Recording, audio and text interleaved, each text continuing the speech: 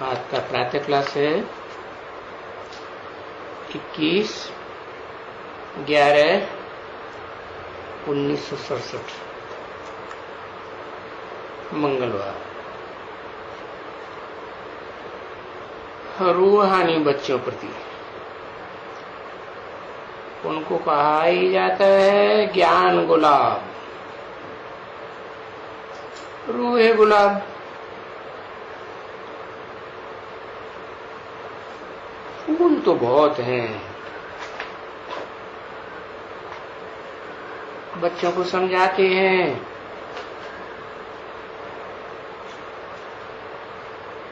दुनिया तो नहीं जानती है बच्चे कि कब रूहानी बाप आकर के रूहानी बच्चों को समझाते हैं।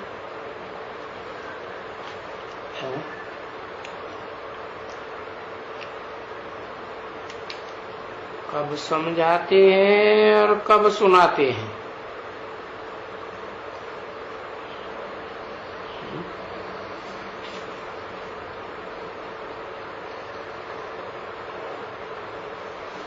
क्या कहेंगे?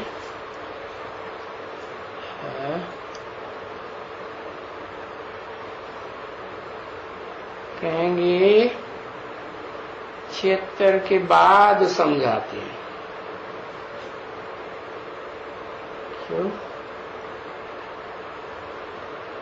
क्योंकि बाप प्रत्यक्ष हो तो बाप समझाए टीचर बनकर, माँ तो लोरी सुनाती है।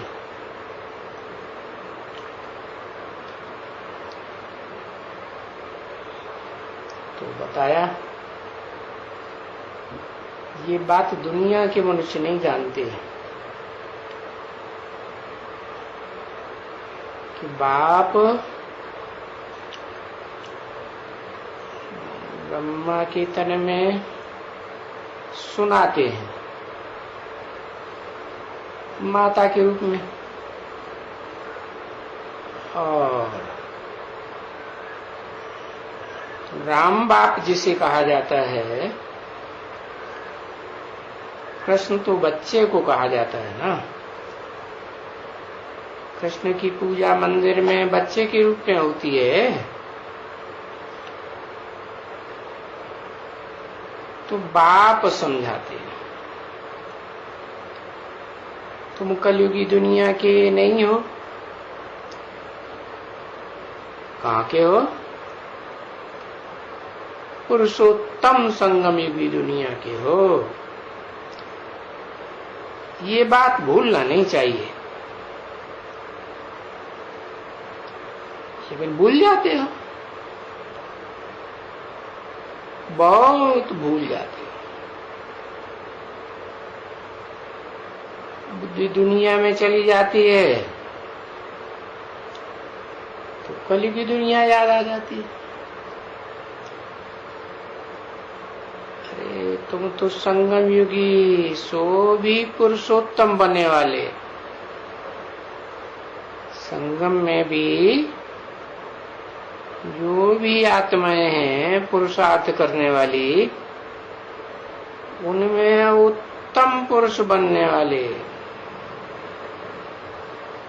तो पुरुषोत्तम ऐसे फूल, नारायण की तरफ इशारा किया, ऐसे फूल। ये तो अक्षर सुनते तो हो, अनेक बार सुनते हो बाप द्वारा कि हमको फूल बनने का है, अर्थात हम अभी क्या है? कांटे हैं, क्योंकि वो फूलों का बगीचा है। इन पुरुषोत्तम का तो फूल तो सुखदाई होते हैं ना, खुशबुएं वाले होते हैं, दुर्गुणों की बदबू तो नहीं आती है। और हल्के फुल्के भी होते हैं, क्योंकि देहभान होता है तो भारी हो जाते हैं। आत्मा समझते हैं तो आत्मा तो हल्की है ना, अति सूक्ष्म है, देह भारी होती है। तो देह भानी से फिर हल्के फुल्के फूल बनते जरूर है, परंतु कोई तो सजाएं खा करके ये सभी करके बनते हैं, तो फिर उनको फूल नहीं कहा जाता है, नहीं कहेंगे। अच्छा, ये तो जानते हो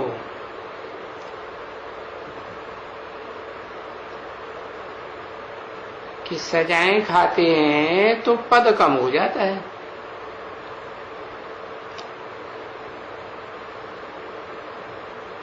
तो जानते हो कि बुद्धि में समझते हो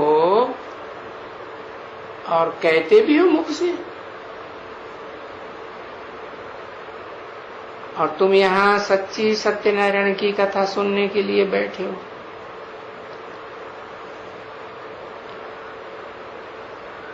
तो सुनाते कौन है? जरूर सत्य बाप ही सुनाते हैं। कहा जाता है सत्य चित्त आनंद, सत्य बाप आकर के सत्युग की रचना करते हैं।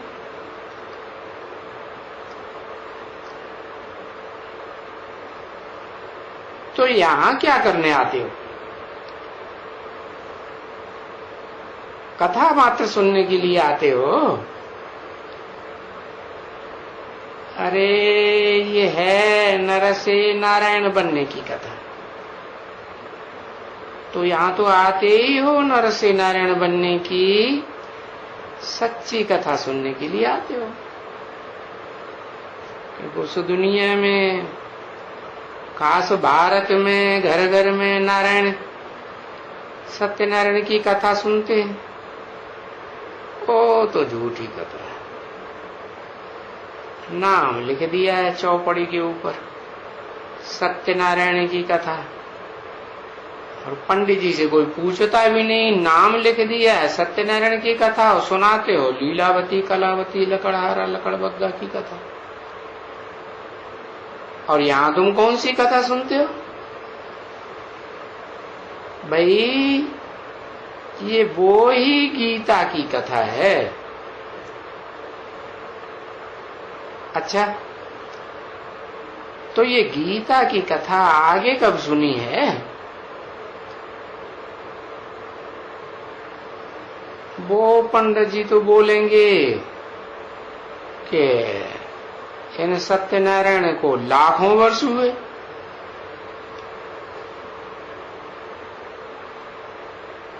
ये गीता सुनाई, कहते हैं द्वापर के अंत में सुनाई, 5000 वर्ष हुए। और अभी 5000 वर्ष के बदली में ये जो भी पत्थर बुद्धि मनुष्य हैं, अभी उसको पत्थर बुद्धि तो कहना पड़े ना, क्योंकि गीता का एपिसोड या गीता का भगवान राजयोग सिखाने कब आए? जरूर नर को नारायण बनाया था, तो नारायण का राज्य तो सतयुग में होता है ना। तो द्वापर में कैसे कथा सुनाई? जरूर सतयुग के आदि में कथा सुनाई होगी। अभी देखो आए हैं तो कितने वर्ष के बाद? 5000 वर्ष हुए। किसको है?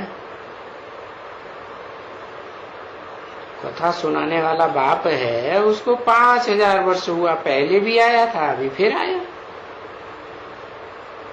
अगर कोई मनुष्य कह दें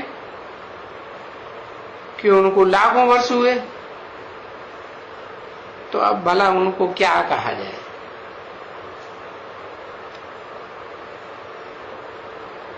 क्योंकि अपना धर्मशास्त्र भारत का है, ये तो विदेशी आए हैं 2500 वर्ष के अंदर। तो ये इस्लामी, बौद्धि, क्रिश्चियन आदि आए तो उन्होंने अपना अपना धर्म की धारणाएं सुनाना शुरू कर दी, देवहन की बातें। और अपना तो है ही गीता शास्त्र, श्रीमद् भगवत गीता, भगवान की सुनाई हुई गीता।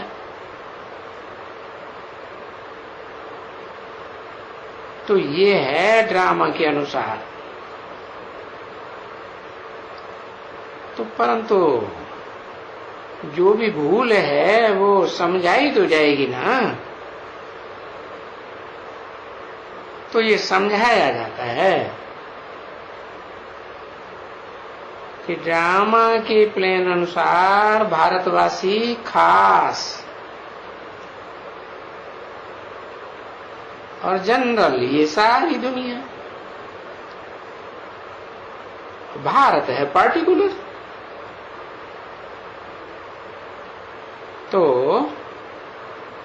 भारतवासी खास गीता का एपिसोड, यानी गीता का एपिसोड कहा ही जाता है पुरुषोत्तम संगम युग। बाकी ऐसे थोड़े ही है कि द्वापर के अंत में गीता का एपिसोड, उस समय तो सब धर्म थोड़े ही होते हैं। अरे गीता में भी लिखा हुआ है सर्वधर्मान परित्यज्य, सब धर्मों को छोड़कर माम एकम शरणम व्रज। तो सब धर्म तो कलयुग के अंत में होते हैं ना, क्योंकि ये तो समझते हो ना कि गीता के एक एपिसोड अभी गीता सुनाई जाती है। तो ये युग गीता का है। तो गीता के युग को ही पुरुषोत्तम संगम युग कहा जाता है। संगम तब कहेंगे पुरुषोत्तम जब कनिष्ठ मनुष्य से पुरुषों में उत्तम बने। तो उत्तम तो होते हैं नई दुनिया में, पुरानी दुनिया में तो नीच मनुष्य होते हैं ना, कनिष्ठ होते हैं। तो जरूर पुरानी दुनिया और नई दुनिया, पुरानी दुनिया है कलयुग, पाप का युग, पापी युग, और नई दुनिया है पुण्यात्माओं का युग। तो बरोबर ये नई और पुरानी दोनों दुनिया का संगम है। अभी पुरानी दुनिया, नई दुनिया लाखों वर्ष तो नहीं हो सकती है। क्यों? क्योंकि ये जो विधर्मी आए हैं ना, विदेशी, ये तो 2500 वर्ष के अंदर आए ना। उससे पहले तो भारत में एक ही धर्म, एक ही राज्य, एक ही भाषा होती थी, एक ही कुल होता था, एक ही मत होती थी। ये दूसरे धर्म वाले आए तो इन्होंने द्वैतवाद फैला ही दिया। तो शास्त्रों में भी तो लिखा है द्वैतवाद से दैत्यों की दुनिया, कहा जाता है दिति की औलाद। दिति माने खंडित माता। तो ये तुम बच्चों को समझाया जाता है और बाप ने समझा दिया है। तो ये जो बिल्कुल सहजते सहज, इसको कहते हैं बहुत सहज से सहज बातें। नाम ही है सहज राजयोग, सहज ज्ञान। अगर पुरानी और नई दुनिया का भी हिसाब करें तो भी सतयुग, फिर त्रेता, फिर द्वापर, फिर कलयुग। तो ये इतने तो सभी 4 युग पसार हो गए ना। और नई दुनिया को इतना समय हो गया। नई दुनिया कितना लंबे समय से खलास हो गई। कहेंगे जब एक धर्म होता है तो नई दुनिया है, एक राजा होता है तो नई दुनिया है। तो वो तो 2500 वर्ष से खलास हो गई ना।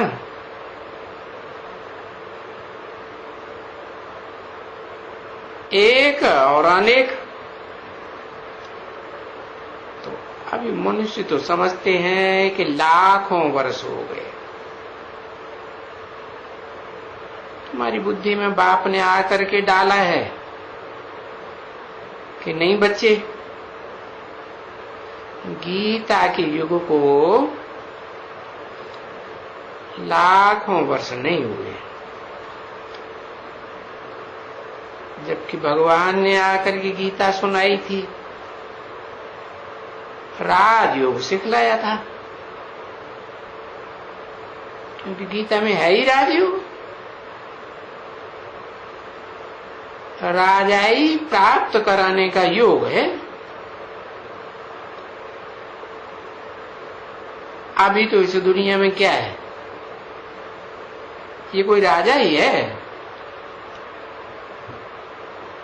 आज राजाई करने बैठे और कल उतार दिया। अरे अब ये नर से नारायण बनना, ये तो देखो इनकी राजाई कितना लंबा समय चलती है। कहेंगे इन आदि नारायण का राज्य कितने साल चलता है? 2500 साल चलता है। तो देखो कितनी बिल्कुल जी सहज बात है कि ये गीता ही सत्यनारायण की कथा है। नर से नारायण बनने की कथा है। नर अर्जुन को ये कथा सुनाकर नारायण बनाया। अच्छा,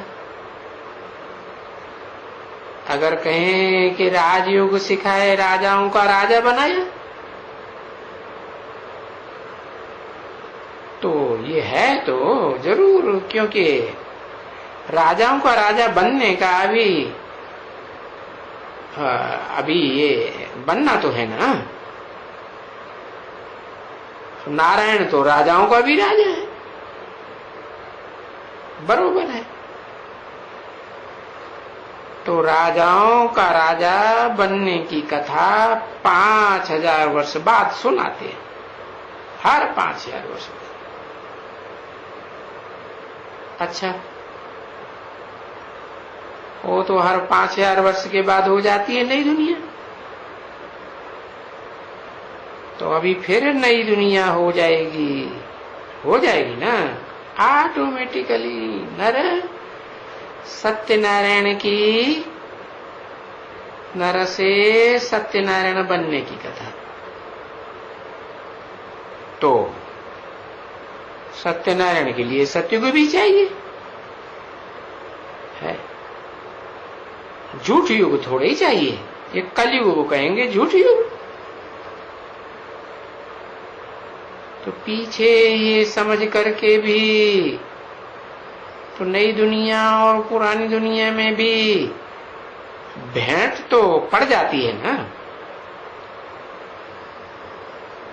कि गीता का एपिसोड को इतना दूर फेंकने से देखो सब बिल्कुल ही साफ हो गया, बिल्कुल बेहद सफेद झूठ हो गया, घोर अंधियारे में आ गए। तो जब झूठ के लिए कोई को बैठ करके समझाया जाता है तो देखो वो कितना गुरुर गुरुर करते हैं। हाँ, मनुष्य गुर्र गुर्र न करें, समझा ना, क्योंकि बंदर ही गुर्र गुर्र करते हैं। तो इसलिए मनुष्य में जो ये 5 विकार होने के कारण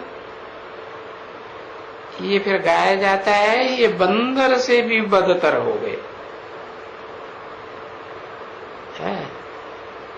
रामायण में बंदर गाए गए हैं ना। मनुष्य इन बातों को नहीं समझते हैं कि ये बंदर क्यों गाए जाते हैं। जरूर गाए जाते हैं। ये भी गाया जाता है कि मनुष्य की सूरत मनुष्य की और सीरत माने चलन बंदर की। कब? सतयुग में थोड़ा ही कहेंगे, जरूर कहेंगे कलयुग में। तो ये महिमा जो सत्यनारायण की है वो सतयुग की महिमा है। ये बंदरों की महिमा तो नहीं सतयुग की करेंगे, क्योंकि लक्ष्मी और नारायण का राज्य ये तो सतयुग में था। नाम ही है सत्यनारायण। तो जरूर इस समय के मनुष्य को कहेंगे झूठ, झूठ खंड के हैं। तो जरूर मनुष्य एक दो की जो तुम हैं, जिनको दृष्टि मिली है, ज्ञान की तीसरे नेत्र की दृष्टि मिली है ना, तो तुम जान सकते हो ना अच्छी तरह से। भले ब्राह्मण की सूरत अभी बदल गई है तो भी देखते हो कि बरोबर ब्राह्मण की सूरत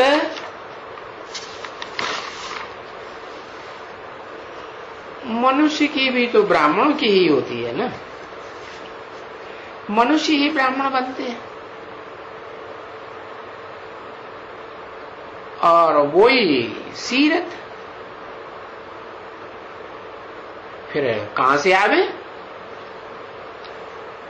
जैसे बंदर की, फिर भी तो सीरत बंदर की देखने में आती है ना, क्योंकि पत्थर बुद्धि है। पत्थर बुद्धि है यानी कितना भी सुनाओ, कितना भी समझाओ, सुधरते नहीं है बिल्कुल। 21/11/1967 की प्रातः क्लास का दूसरा पेज। कितना भी वो जो गाया जाता है ना कि इसकी बुद्धि ऐसी है कि जो भगवान भी आए तो भी इसकी बुद्धि कोई सुधार नहीं सकते, समझा ही नहीं सके। अभी तो भगवान आया है ना, तो भी देखो नहीं सुधरती है ना। तो देखो इनका है ना बरोबर कि ये कहते आए हैं कि भगवान भी आ जाए तो भी ये बंदर से चेंज होकर के मंदिर लायक बन न सके। भगवान भगवान और बराबर ऐसे होता है कि बरोबर नहीं बनते हैं, मंदिर लायक बनते ही नहीं।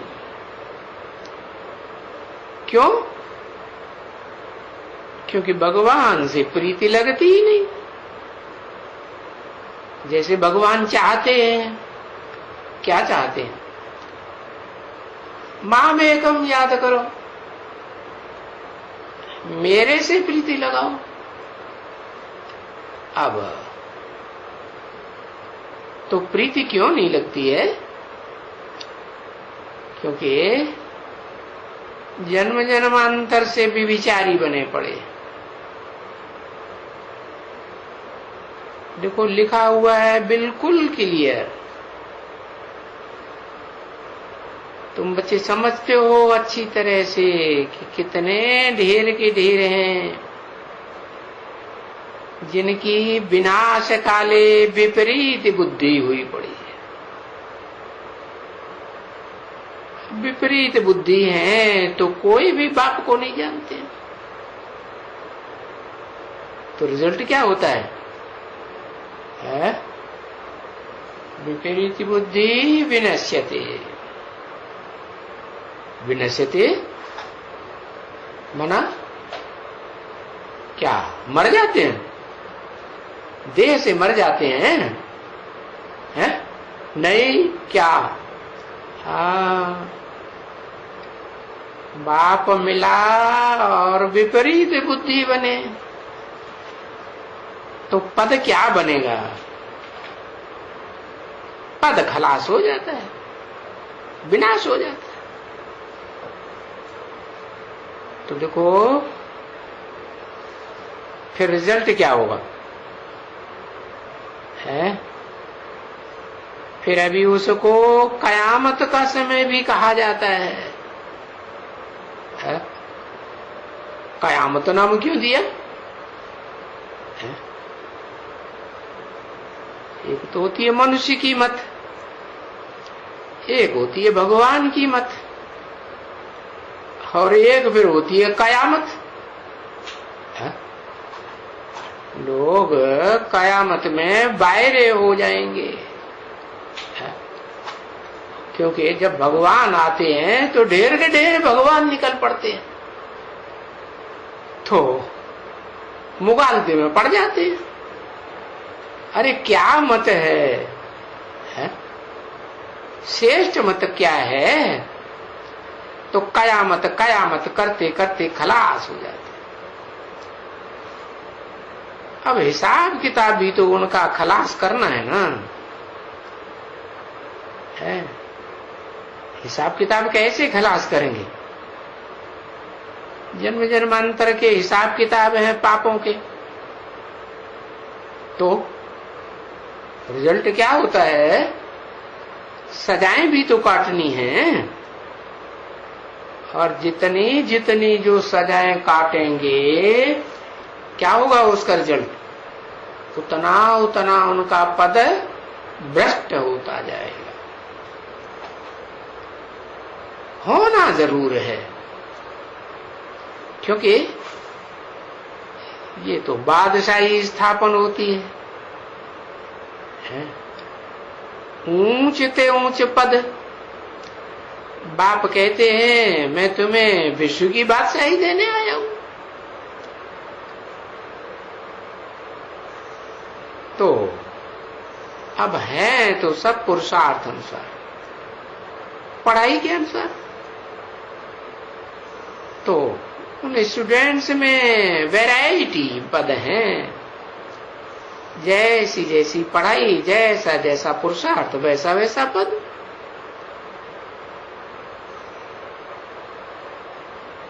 जैसे अज्ञान काल में वैरायटी है ना, उस दुनिया में वैरायटी पद है ना, ऐसे ज्ञान काल में भी वैरायटी है। तो ये तो समझते हो ना कि बादशाही एक जैसी नहीं बन सकती। बादशाह भी एक जैसे बनेंगे क्या? नहीं। महाराजा, कोई राजा, कोई छोटे, कोई बड़े, कोई की थोड़े समय की राजाई, कोई की लंबे समय की राजाई। तो बाप बैठ करके समझाते हैं, हर एक बात समझाते हैं। बच्चे पुरुषार्थ करके हैं, अब तुम कितना भी पुरुषार्थ करो, लेकिन पुरुषार्थ करके सभी को तुम फूल नहीं बना सकते हो वास्तव में। नहीं, क्योंकि जो बनते हैं सो ही यहां आते हैं सतयुग में।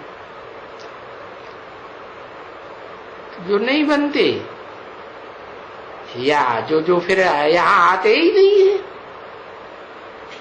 या आकर के चले जाते हैं, सुनते ही कुछ नहीं है, बुद्धि में जैसे कुछ बैठता ही नहीं, तो वो तो फिर आएंगे भी नहीं। अब तुम्हारे पास सब तो नहीं आएंगे ना, हाँ, क्योंकि इस दुनिया में और सब धर्म वाले देवता तो नहीं है ना सभी। वो तो अपने अपने धर्म के हैं, देवता धर्म के तो है ही नहीं। क्योंकि बच्चों को समझाया गया है कि बहुत हैं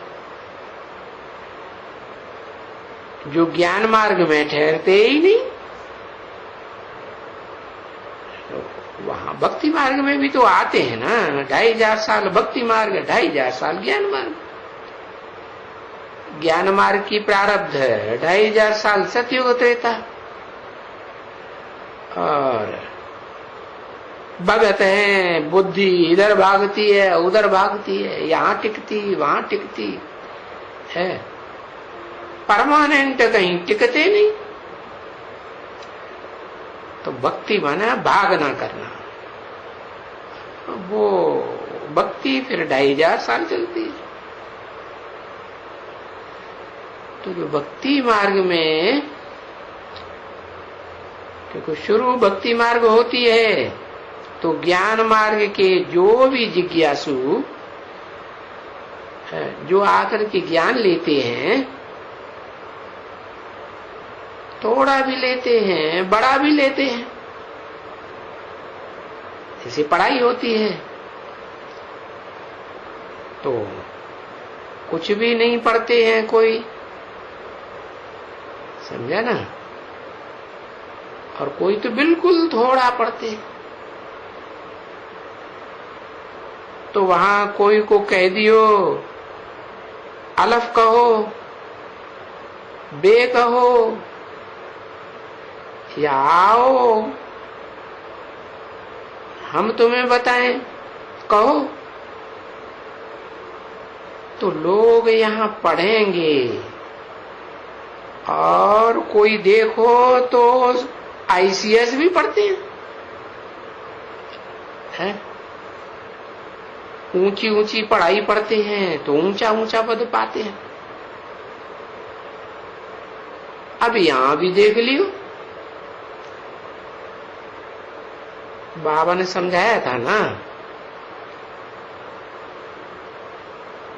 जब गए थे यहां, वो जहां 5 पते करती है कहां है? देहरादून की तरफ कोई गांव है चकराता, तो सभी ने कहा हाँ चकराता। चकराता ये नाम क्यों रखा गांव का? बुद्धि चकराती है तो एक छोड़ दूसरा, दूसरा छोड़ तीसरा, चौथा, पांचवा।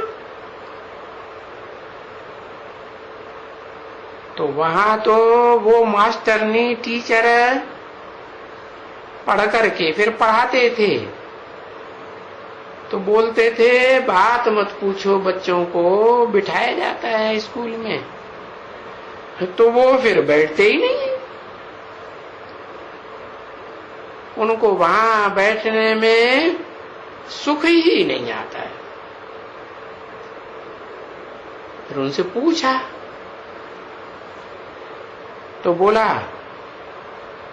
अरे हम तो घास काटने वाले हैं, हमको तो घास काटना पसंद आता है। हम ये तुम्हारी गिट पिट है, ABCD अलफ और बे, हमको ये अच्छी नहीं लगती है। हम अपना पेट का प्रबंध पहले करें ना, तो वो तो पढ़ते ही नहीं है। तो विचार करो कि वो तो नहीं पढ़ते हैं, फिर अगर पढ़ेंगे तो क्या पढ़ेंगे? ये भी समझ की बात हुई ना, क्या पढ़ते हैं और क्या फिर मनुष्य कितना बड़ा इम्तिहान जाकर के पढ़ते हैं। फर्क तो है ना, फर्क रहेगा पढ़ाई का। तो ये तो ऐसा है बरोबर कि धंधे धोरी में मनुष्य को लाखों करोड़ों रुपए आ जाते हैं, पढ़ाई वाले को इतना नहीं आ सकता है। व्यापार में और नौकरी में फर्क तो होता है ना। कोई कोई तो नौकरी में भी बहुत बड़े बन जाते हैं, है ना।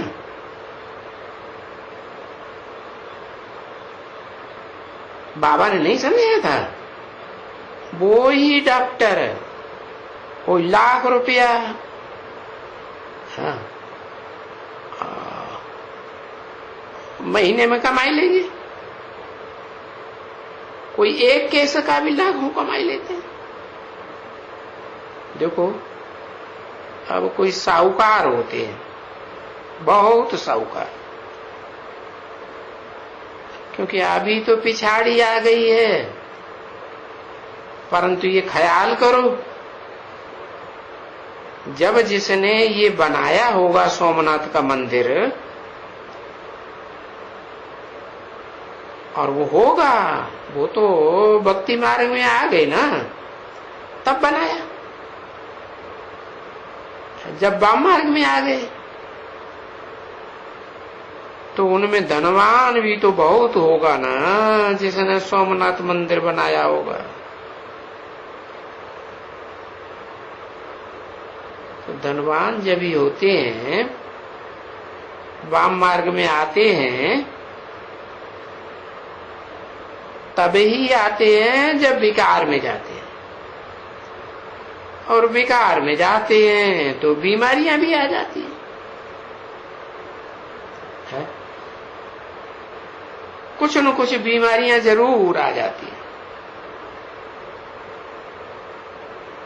तो वो बड़े बड़े साहूकार होंगे।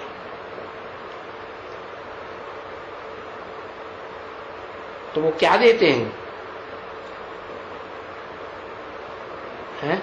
बहुत देते होंगे ना बच्ची। उस समय में पैसे तो बहुत थे, जब वाम मार्ग में गए ना शुरू में, उस समय में भी सोने के सिक्के चलते थे, तो धनवान थे ना। अरे अभी तो ये देखो, ठिक्कर भीतर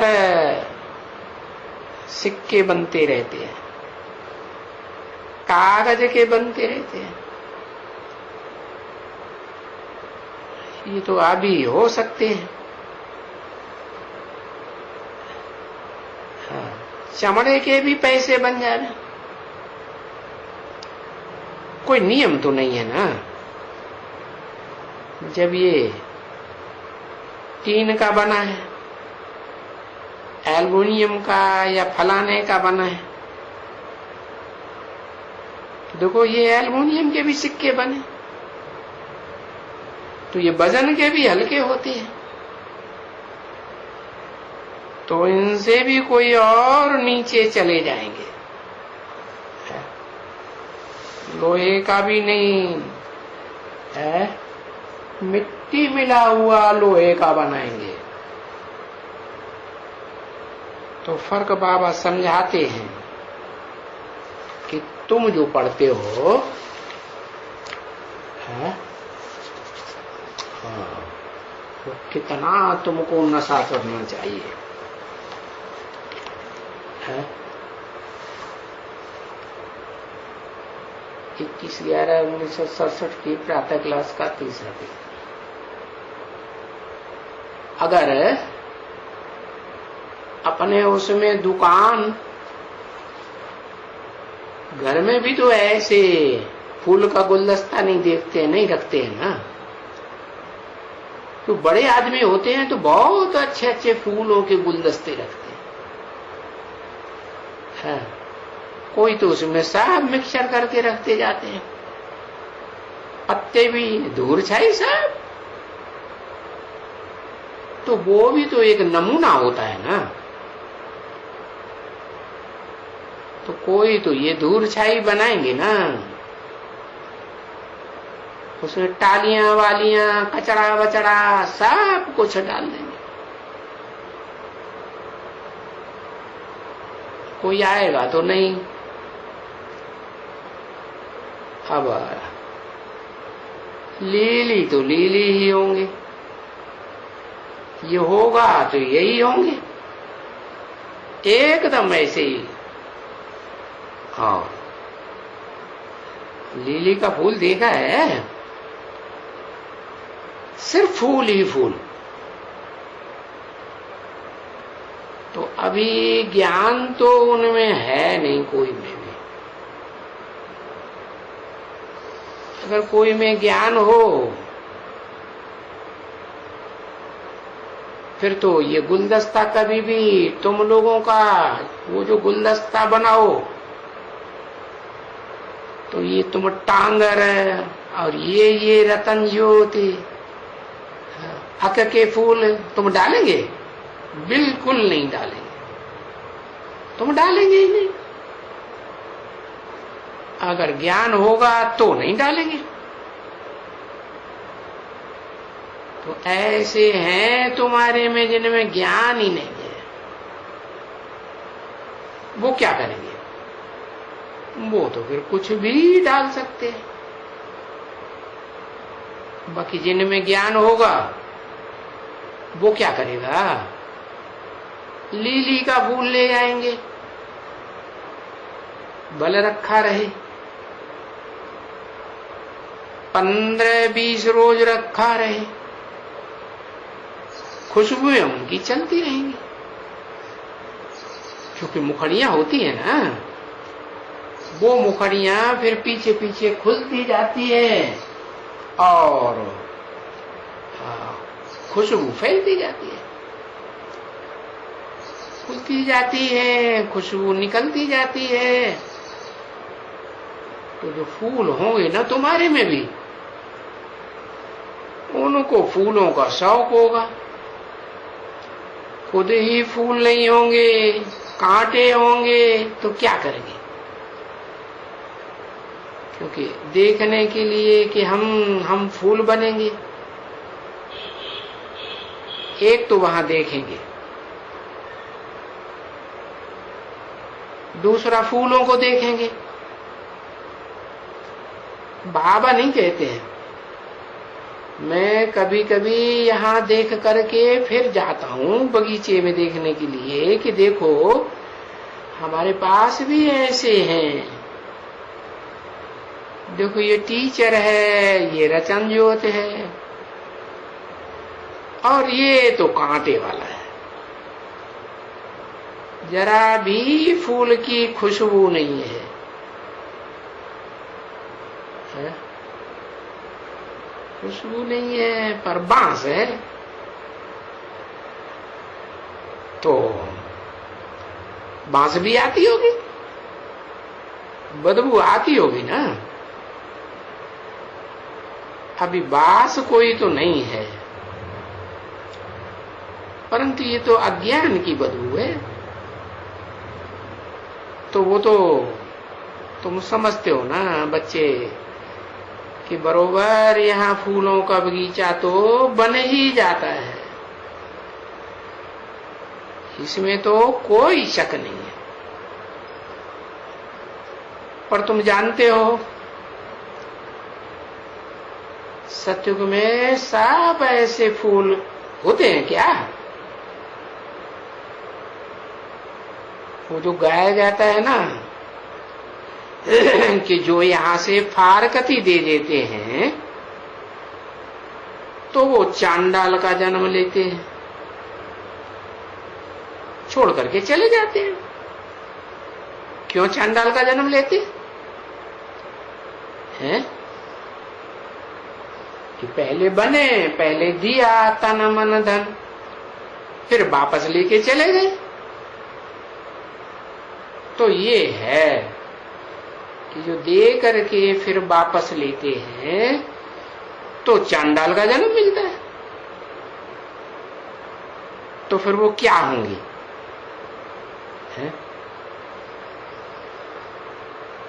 कहाँ देखो वो बड़े बड़े आदमी और कहाँ वो शमशान में चांडाल। समझा ना? इसलिए तुमने देखा होगा कि बड़े आदमियों का शाही शमशान अलग ही बनाते हैं। जैसे यहाँ है ऐसे फर्क तो वहां भी होगा ना। ऐसे तो नहीं है सभी कोई ऐसे फूल बन जाएंगे, नहीं, फर्क तो जरूर रहता है। ओम शांति।